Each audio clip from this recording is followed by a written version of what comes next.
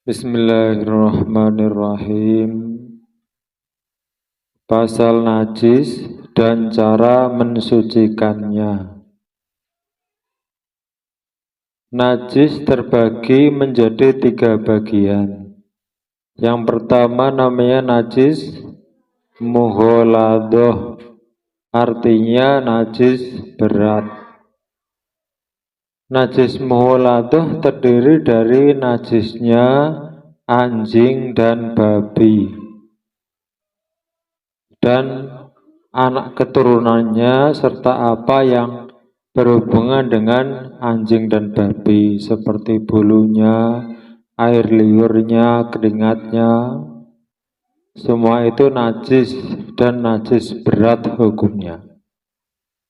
Bisanya suci najis mughaladoh, apa-apa yang terkena najis mughaladoh itu hendaknya dicuci sampai 7 kali, salah satunya dengan debu atau tanah. Kemudian najis yang kedua adalah najis mutawasitoh, artinya najis sedang atau najis pertengahan. Di antara najis mutawasitoh adalah yang pertama yaitu kotoran manusia ataupun kotoran binatang. Yang kedua apa? Yang kedua darah, yang ketiga nanah, yang keempat muntahan, yang kelima sesuatu yang cair yang bisa memabukkan, itu juga najis. Yang keenam madhi, yang ketujuh wadhi, yang kedelapan bangkai kecuali bangkainya manusia, ikan, dan belalang. Yang kesembilan susu dari yang tidak halal dagingnya kecuali susunya manusia. Kalau manusia itu kan dagingnya nggak boleh dimakan, tapi kalau ASI itu ASInya boleh diminum, halal dan tidak najis.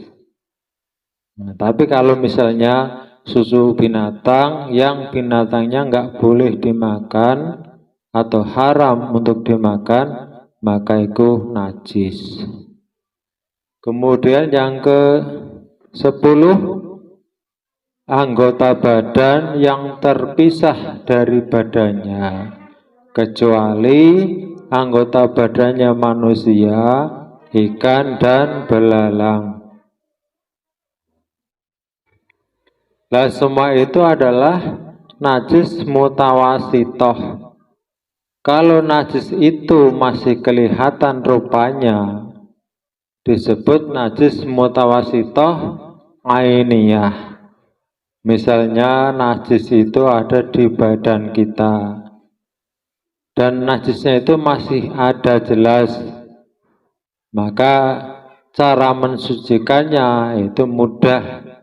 Kita mandi langsung hilang, langsung suci, asal mandinya dengan air yang mutlak. Jangan airnya mutanajis juga, nggak boleh. Tapi ingat, kalau mandinya hanya pakai air 1 ember, ditaruh di lantai kamar mandi, kemudian kita mandi di sebelahnya, maka cipratan yang membawa najis dari badan kita, kalau nyiprat ke dalam ember itu, maka air yang di ember juga menjadi air mutanajis, sama-sama menjadi najis dan nggak bisa digunakan untuk mandi. Makanya mandinya harus pakai air yang 2 kulah, yang mutlak. Kemudian kalau misalnya di pakaian atau di baju, gimana cara mencucikannya? Ya mudah, tinggal mencuci saja. Kalau najisnya mutawasitoh ainiyah, Ya boleh dibuang dulu, boleh langsung cuci ya boleh. Baik dengan mesin cuci ataupun tidak, yang penting nanti terakhir kalinya itu harus dicuci dengan air mutlak. Dan ingat, percikannya atau perasannya itu jangan sampai menciprati atau mengenai air yang jumlahnya sedikit yang ada di sekitar itu. Misalnya nyuci, air yang mau untuk bilas itu cuma 1 ember. Ketika memeras pakaian, cipratannya nyiprat ke dalam ember itu. Maka itu sama saja, air yang di ember juga jadi mutanajis. Makanya kalau kita ada air yang jumlahnya 2 kola lebih, itu mudah untuk mencuci. Itu kalau di pakaian. Terus kalau misalnya di tempat sholat atau di lantai itu gimana? Nah ini susah, karena lantai nggak bisa dibawa ke kamar mandi, nggak bisa dibawa ke sungai, tapi airnya yang harus datang ke lantai.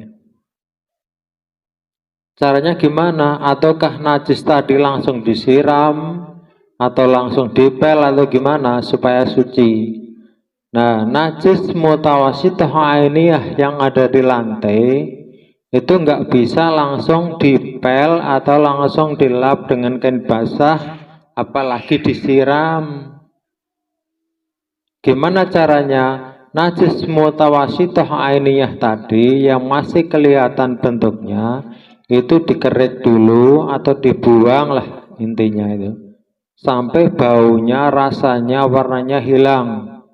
Kemudian namanya bukan lagi najis mutawasithah ainiyah, tapi menjadi najis mutawasithah hukmiyah. Hukumnya masih najis walaupun bentuk najisnya sudah nggak ada. Cara mensucikannya itu tinggal menciprati air, memercikan air ke tempat yang tadi ada najisnya. Kalau air itu kering maka menjadi suci. Kemudian najis yang ketiga adalah najis mukhafafah, artinya najis ringan.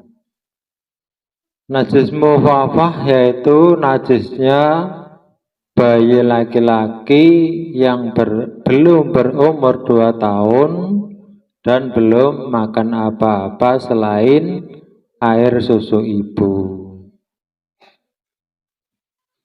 Tapi sekarang ini najis mughaladah dan najis mukhafafah hampir nggak kita temukan, karena najis mughaladah yaitu najisnya anjing dan babi, alhamdulillah daerah kita nggak ada.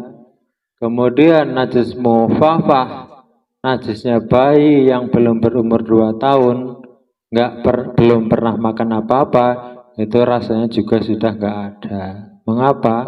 Karena bayi biasanya setelah lahir beberapa jam kemudian terus dikasih madu juga susu, maka itu najisnya, air kencingnya itu sudah termasuk najis mutawasithah, nggak lagi najis mukhafafah.